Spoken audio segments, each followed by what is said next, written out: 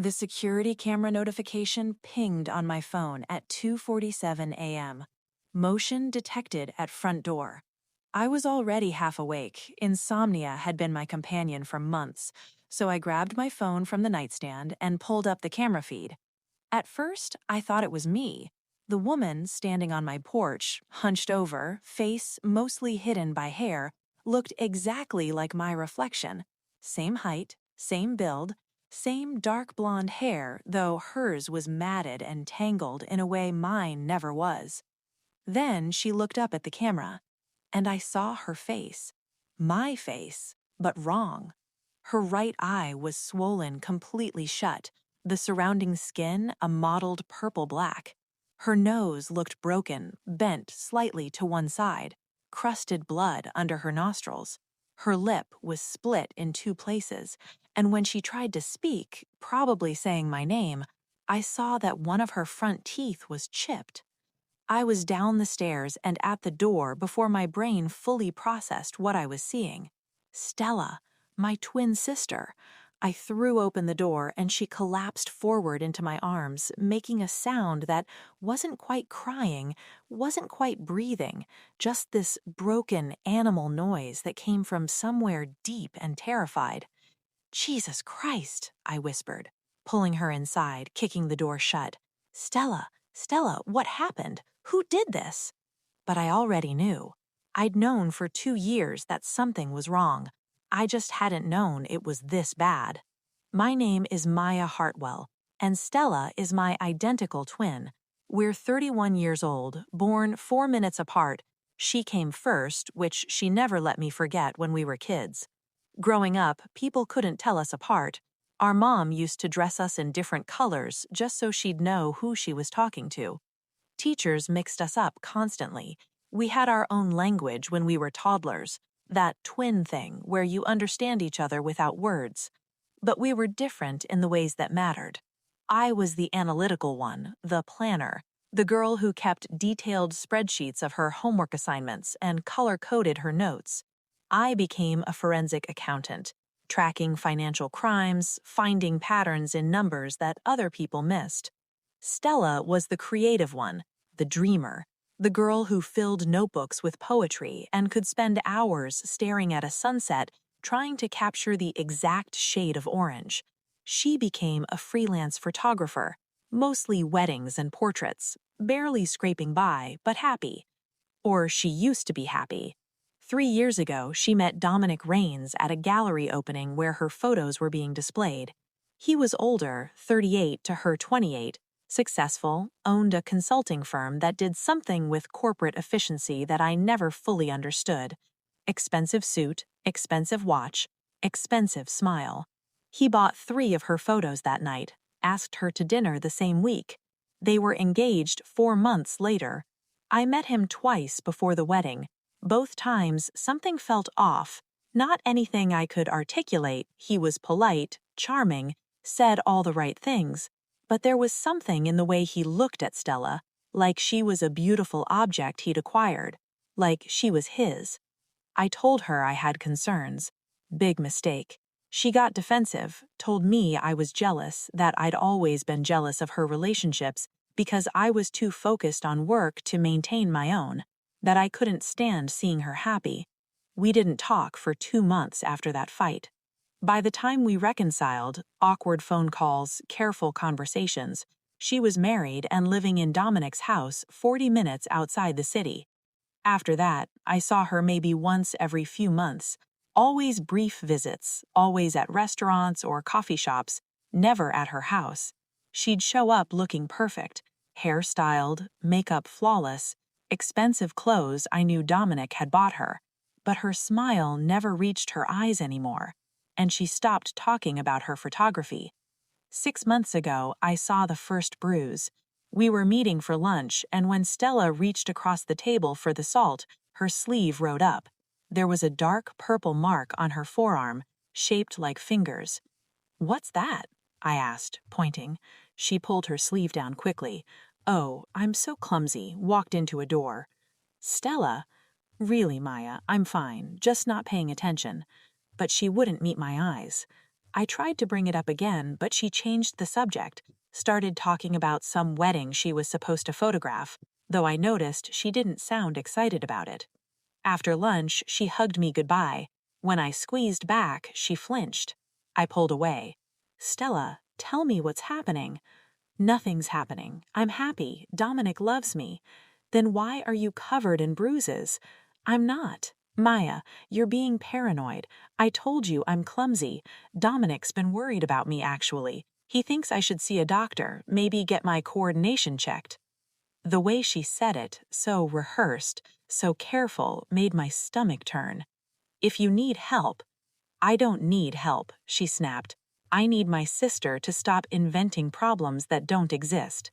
She left before I could say anything else. I tried calling her that night. She didn't answer. I tried the next day and the day after that. Finally, a week later, she texted, "I'm fine. Dominic and I are just busy. I'll call you soon." She didn't call. Over the next 6 months, our contact dwindled to occasional texts, always brief, always initiated by me, always ending with some variation of "I'm busy" or "I'll call you soon." I thought about showing up at her house, confronting Dominic, calling the police, but I had no proof, just a bruise she explained away and a gut feeling that something was very, very wrong.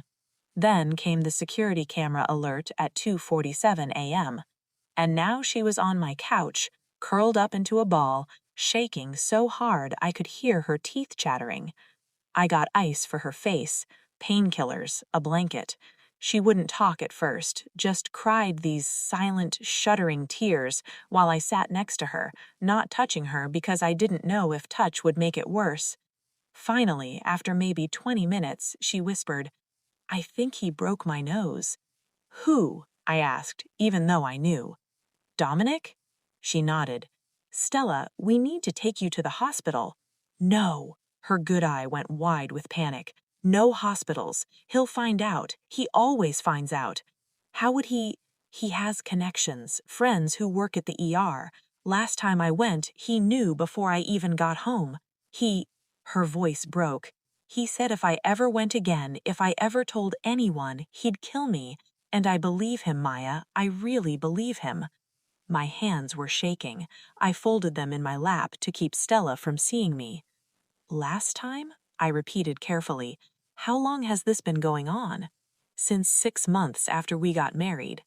2.5 years of this, and I hadn't known, hadn't done anything." "Tell me everything," I said. "Start from the beginning."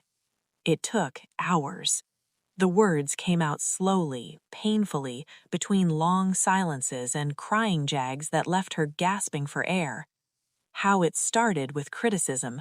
Her cooking wasn't good enough. Her photography was a hobby, not a real career. Her friends were bad influences. Her family, meaning me, didn't respect their marriage. Then came the isolation.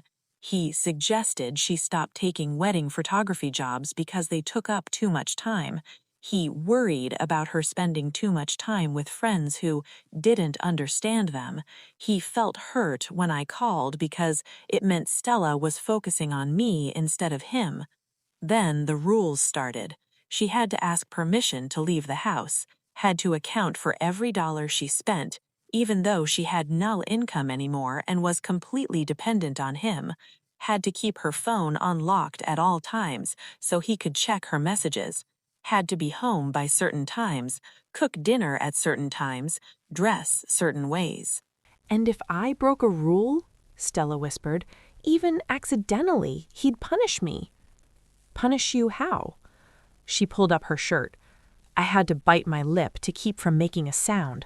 Her torso was covered in bruises in various stages of healing. Yellow-green old ones, purple-blue recent ones, one particularly bad bruise over her ribs that looked like it might be covering a fracture. "He's careful," she said, pulling her shirt back down. "Never anywhere visible when I have to leave the house. Never where someone might see." "Tonight," I gestured to her face. "Tonight was different. Tonight he lost control." She told me what happened. She'd been photographing a friend's baby shower that afternoon, one of the few photography gigs Dominic had allowed, and she'd stayed 30 minutes longer than she'd said she would. When she got home, Dominic was waiting. He didn't yell. He never yelled. That was part of what made it so terrifying.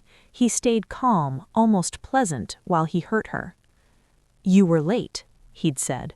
"We talked about this." "I'm sorry, the shower ran long." "You're sorry." He'd grabbed her arm, twisted it behind her back. "You're always sorry, but you keep disrespecting me." He dragged her to the bedroom, locked the door.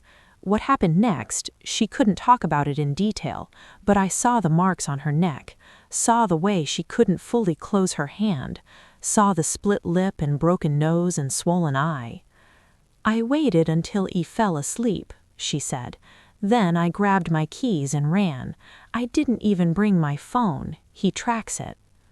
"You should have come here years ago." "I tried once, 8 months ago. I got as far as the driveway, and he called me. I don't know how he knew, but he knew. He said if I left, he'd find me. He'd hurt you. He'd hurt anyone who helped me. And then he'd kill me and make it look like an accident." "Stella." "He meant it, Maya. He has connections. Money, lawyers. If I'd just left, if I'd just filed for divorce and hoped the system would protect me." She shook her head. "He would have found a way. He always finds a way." We sat in silence for a long moment. Then an idea started forming. Crazy, dangerous, impossible, but maybe, just maybe, possible. What if we switched places? Stella looked at me like I'd suggested we rob a bank. "What?" "Think about it," I said, standing up, pacing now as the idea took shape. "We're identical. Same height, same build, same voice when we try. We used to fool people all the time as kids." "Maya, that was when we were 12. "We could do it now. I could go back to your house as you, and you could stay here, safe, while I gather evidence." "Evidence of what?" "Everything. His abuse, his control, his threats. I work with financial crimes, Stella. I know how to document things. I know how to build a case that can't be dismissed or explained away." "You're insane." But she wasn't saying no, not yet. "You can't go back there," I continued, "and if you just disappear, he'll come looking. He'll make trouble. He'll use his connections to find you. But if I go back as you, if he thinks you're still there, compliant, scared, I can get what we need to put him away." "He'll know," Stella whispered. "Maya, he knows everything. He notices everything. The way I walk, the way I talk, what I eat, how I sleep. Then teach me how to be you in that house. And if he figures it out, if something goes wrong?" I met her eyes. "Then I'll make sure he regrets it." We stared at each other for a long moment. "You really think this could work?" she asked finally. "I know it will work. Trust me." Stella closed her good eye. When she opened it, something had shifted, some tiny spark of hope I hadn't seen in years. "Okay," she said. "Okay, tell me what you need to know." We spent the next 3 days preparing. Stella taught me everything about her life with Dominic, every rule, every expectation, every detail. Coffee had to be made by 6:15 a.m., exactly 2 teaspoons of grounds per cup, cream but no sugar. He'd drink it while reading his tablet at the kitchen table and expected silence until he was finished. Breakfast was 6:45, eggs, toast, fruit, nothing too heavy. He'd comment if portions were wrong. He left for work at 7:30. Before leaving, he'd check her phone, messages, call log, location history. He'd installed tracking software that reported her location every 30 minutes.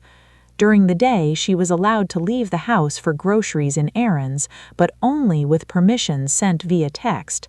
She had to respond within 2 minutes of any message he sent, no matter what she was doing.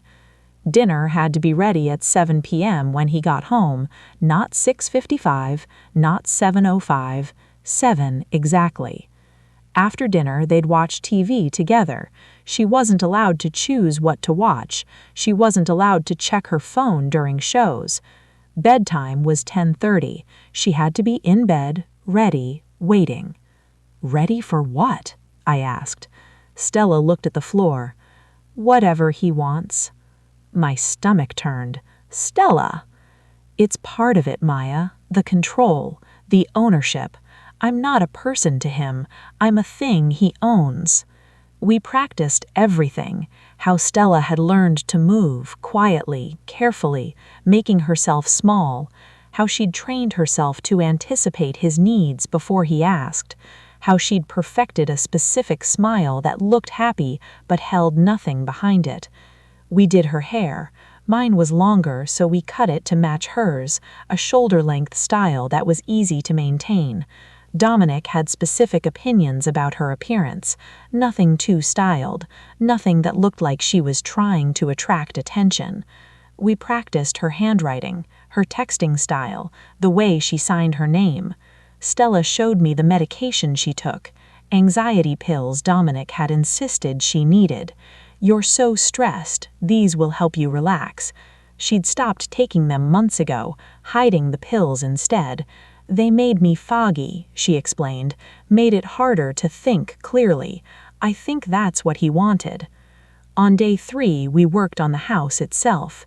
Stella drew me a map, every room, every closet, where Dominic kept important documents, where the security cameras were, his office, which she wasn't allowed in, his safe, which she didn't have the combination to. The cameras are everywhere, she said. Living room, kitchen, hallways. He watches them from his phone throughout the day. What about audio? No audio in most rooms, but the cameras have motion sensors. If I'm home and not moving for too long, he'll text asking what I'm doing. So he was watching her, constantly, making sure she stayed obedient even when he wasn't there. There's one place without cameras, Stella said quietly. Where? The bedroom closet, back corner, behind his winter coats. I used to hide there sometimes when things got really bad, just to have 5 minutes where I wasn't being watched. Perfect. That's where I'd hide my recording equipment, my phone, anything I needed to document what was really happening in that house. On day 4, I took Stella to my friend Rachel's house. Rachel lived 2 hours north, in a small town Dominic had never been to. She's a defense attorney I worked with on financial crime cases, smart, tough, and she understood what we were dealing with. You can stay here as long as you need, Rachel told Stella, showing her the guest room. I have a security system. My neighbors are cops. You're safe. Stella hugged her, then hugged me, held on for a long time. Be careful, she whispered. Please, if anything feels wrong, if he suspects anything. I'll be fine, I said. I'm not scared of him. You should be, Stella said. Everyone should be scared of Dominic. I drove back in Stella's car, a silver sedan Dominic had chosen for her. Stella had given me her keys, her phone, her wedding ring. I slipped the ring on, and it felt like putting on handcuffs. The house was 40 minutes outside the city, in a wealthy subdivision where every home looked like something out of a magazine. Perfect lawns, perfect landscaping, perfect facades hiding whatever horrors happened inside. Dominic's house was at the end of a cul-de-sac, large, modern, lots of windows. Beautiful if you didn't know what happened inside. I parked in the driveway at exactly 5:47 p.m. Stella said I needed to be home before 6 p.m. or he'd start texting. I grabbed the grocery bags from the passenger seat, props I'd bought to maintain the illusion, and walked to the front door. My hands were steady as I unlocked it. The alarm beeped. I had 60 seconds to enter the code.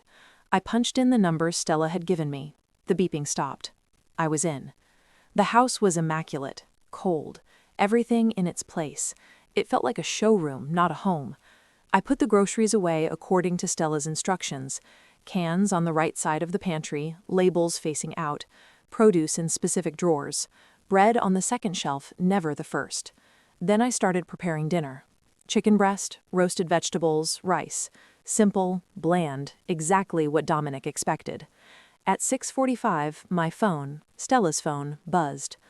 "Home in 15. Is dinner ready?" I typed back, "Yes, see you soon." I set the table, 2 places. Fork on the left, knife and spoon on the right. Water glasses filled exactly 3/4 full. At 6:58, I heard the garage door open. My heart rate spiked. Years of training kicked in. I'd taken self-defense classes, knew how to handle dangerous situations in my work. But this was different. This was walking into a lion's den and pretending to be prey. The door from the garage opened. Dominic walked in, and I got my first real look at the man who'd been torturing my sister for 2.5 years. He was handsome in that corporate way, expensive haircut, fitted suit, practiced smile.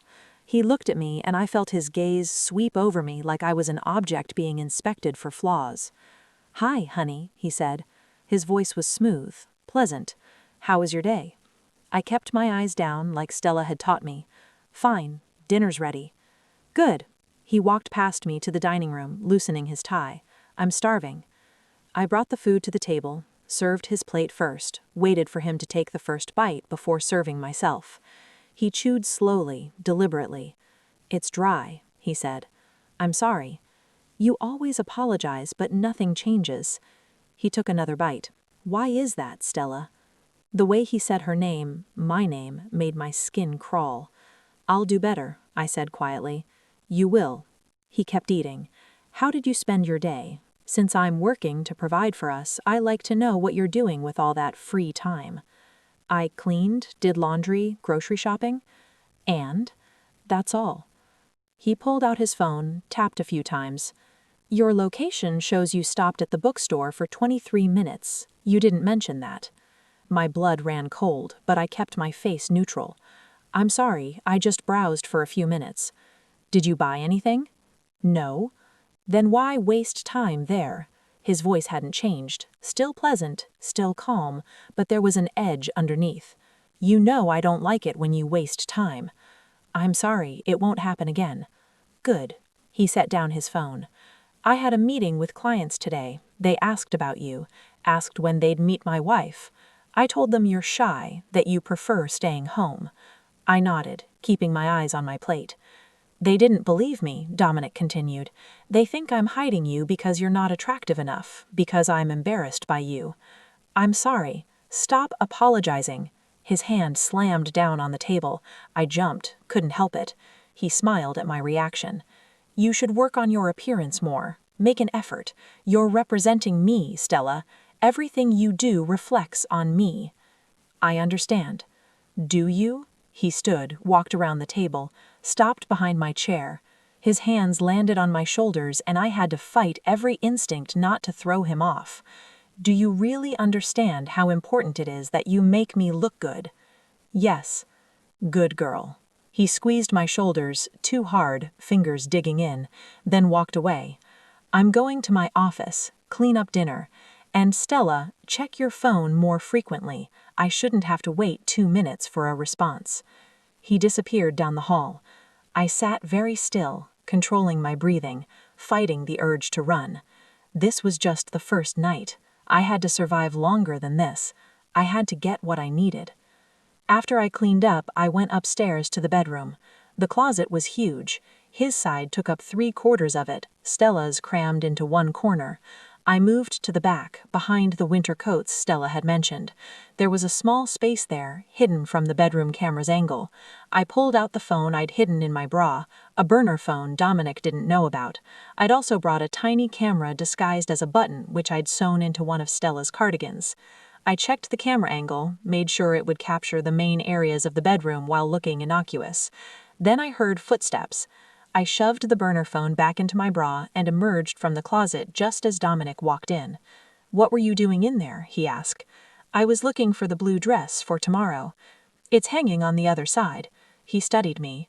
"You seem nervous tonight." "I'm just tired." "Tired? From what? Browsing bookstores?"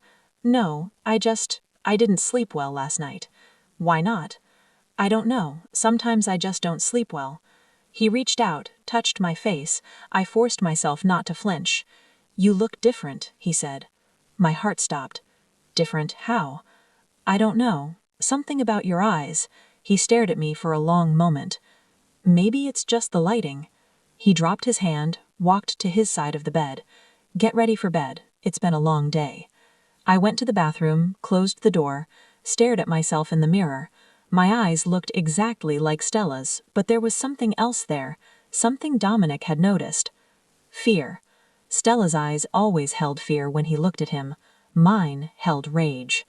I took a breath, forced my expression into something softer, scared, compliant. Then I went back out. Dominic was already in bed, looking at his tablet. Come here, he said. It wasn't a request. I climbed into bed, my stomach turning. He pulled me against him, his arm around my waist like a trap. You're tense, he said. Relax. I'm just tired. You're always tired lately. Maybe you should see a doctor. Or maybe you just need to try harder, be more attentive, more appreciative. I'm trying. Not hard enough. He squeezed harder. I bit my lip to keep from reacting. Tomorrow night at dinner with my clients, you'll wear the blue dress, the one I bought you.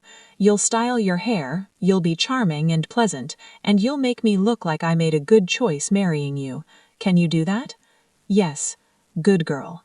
He squeezed my shoulders, too hard, fingers digging in, then walked away. I'm going to my office. Clean up dinner. And Stella, check your phone more frequently. I shouldn't have to wait 2 minutes for a response. He disappeared down the hall. I lay in the darkness, his arms still around me, and counted my breaths. 1 night down. But I'd already seen enough, already felt enough. I understood now, viscerally, what Stella had lived through for years, and I knew I couldn't just gather evidence and walk away. I had to destroy him. The next 2 weeks followed the same pattern. I lived as Stella, following every rule, meeting every expectation. I served dinner at exactly 7 p.m. I responded to his texts within 2 minutes. I asked permission for everything. I made myself small and quiet and obedient. And I documented everything. The button camera captured his casual cruelty, the way he'd criticize her appearance, her cooking, her existence, the way he'd grab her arm hard enough to bruise, the way he'd corner her against walls, invading her space, making her feel trapped. I found his office unlocked one afternoon while he was at work. Inside were file cabinets filled with Stella's information, her medical records, which he'd somehow obtained, her old email passwords written down, printouts of her location data going back years. He'd been surveilling her systematically, building a detailed profile of her movements, her communications, her life. I photographed everything with the burner phone. I also found something worse, a folder labeled Insurance. Inside were notes in Dominic's handwriting. Accidental fall downstairs, head trauma, carbon monoxide leak, faulty detector, car accident, brake failure. He'd been planning ways to kill her and make it look like an accident. My hands shook as I photographed the pages. This wasn't just abuse. This was premeditated murder waiting to happen.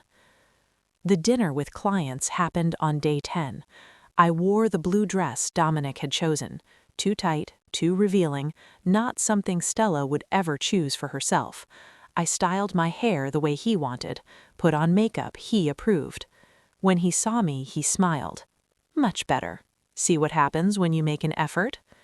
The clients were a couple, Robert and Jennifer Montgomery, both in their 50s, both clearly uncomfortable within 10 minutes of meeting Dominic.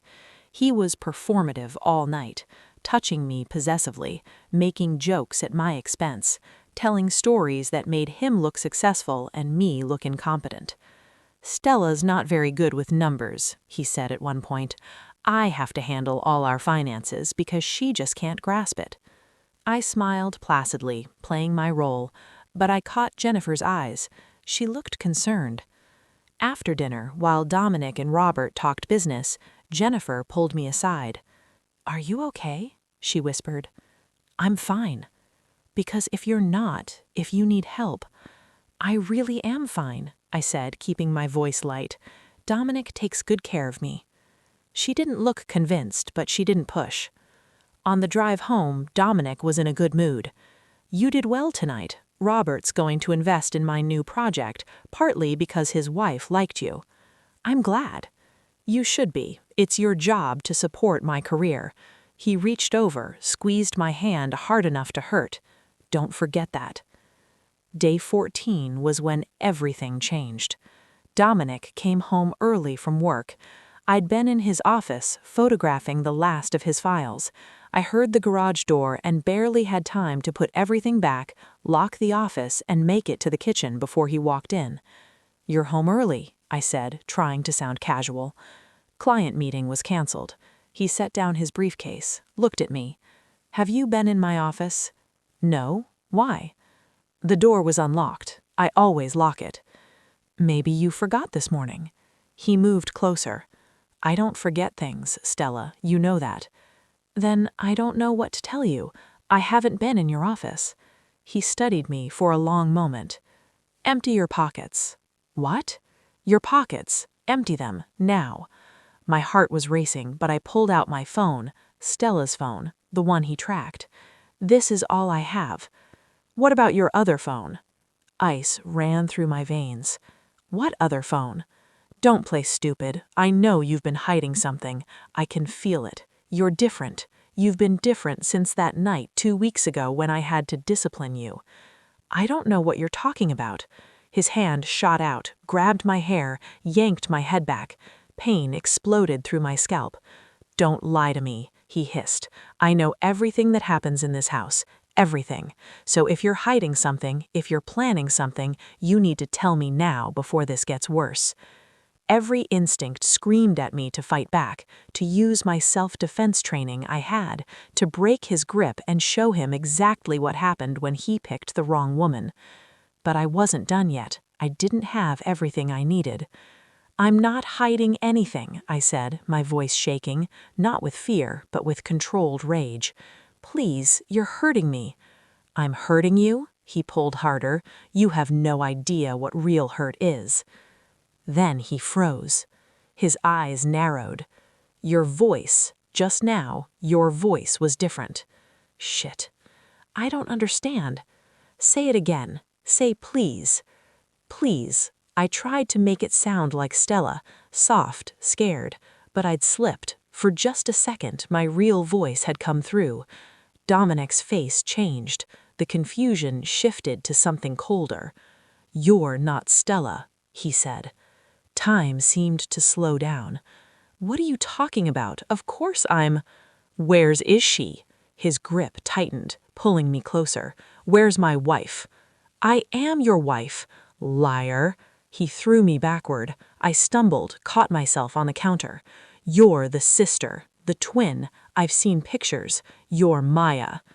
There was no point in pretending anymore. I straightened, let my posture change from Stella's hunched compliance to my own stance. Strong, steady, done. Yeah, I said. I'm Maya. Where is she? Somewhere safe, somewhere you'll never find her. His face contorted with rage. You stupid bitch. Do you have any idea what you've done? I've documented everything, I said. Every rule you made her follow, every time you hurt her, every threat. I have photos of your surveillance files. I have recordings of you admitting to abusing her. I have your notes about killing her and making it look like an accident. Those won't hold up in court. You obtained them illegally. Actually, I didn't. I'm Stella's identical twin. I had her permission to be here. I had access to all her accounts, her phone, her keys. Legally, I was authorized to be here. Everything I found is admissible. Dominic's jaw clenched. You can't prove I did anything. It's your word against mine. No, it's your own words against you, recorded, documented, dated, along with medical records of Stella's injuries, testimony from witnesses who saw the bruises, a paper trail showing your systematic abuse. "I'll destroy you," he said. "I'll destroy both of you. I have lawyers, money, connections. By the time I'm done, you'll wish you'd never—" The front door opened. Police officers poured in, 6 of them, led by a detective I'd been working with for the past week. "Dominic Raines," the detective said, "you're under arrest for domestic violence, assault, stalking, and attempted murder." Dominic's eyes went wide. "This is entrapment." "No, sir, it's evidence collection. You can explain your side to your lawyer." The detective pulled out handcuffs. "You have the right to remain silent." As they read him his rights, Dominic stared at me. "I'll get out," he said quietly, "and when I do—" "When you do," I interrupted, "my sister will have a restraining order. I'll have copies of all your files, and every person in your social and professional circle will know exactly what you are. They'll never believe you. They already do." I pulled out my phone, the burner phone, and showed him the screen. "I've been sending updates to 23 people, including your clients, your business partners, and several journalists. Everyone knows Dominic. Everyone." The color drained from his face. They led him away, still handcuffed, still trying to argue. When the house was finally quiet, I sat down on the couch and let myself shake. Stella moved back to the city 2 weeks later. Not to Dominic's house, that got sold, the proceeds split in the divorce settlement, to her own apartment, small, bright, hers. She's in therapy now, working through years of trauma. Some days are better than others. She's also started photographing again, not weddings, she said she can't handle happy couples right now, but landscapes, abstract art, things that let her express what she can't always say out loud. Dominic's trial is in 3 months. His lawyers tried to get the evidence thrown out, tried to claim I'd acted illegally, it didn't work. The judge called what I did extraordinary but justified protection of an abuse victim by a family member acting with full consent. Dominic's business collapsed, his clients dropped him, his reputation is destroyed, and he'll spend the next 10 to 15 years in prison if the prosecution gets their way. Stella came over for dinner last night, just the 2 of us, pizza and wine and bad TV. "Thank you," she said at one point, "for what you did, for being braver than I was." "You were brave," I told her. "You survived, you got out. That's the bravest thing anyone can do.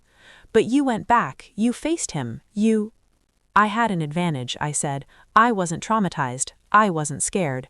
I could fight back in ways you couldn't because he'd spent years breaking you down."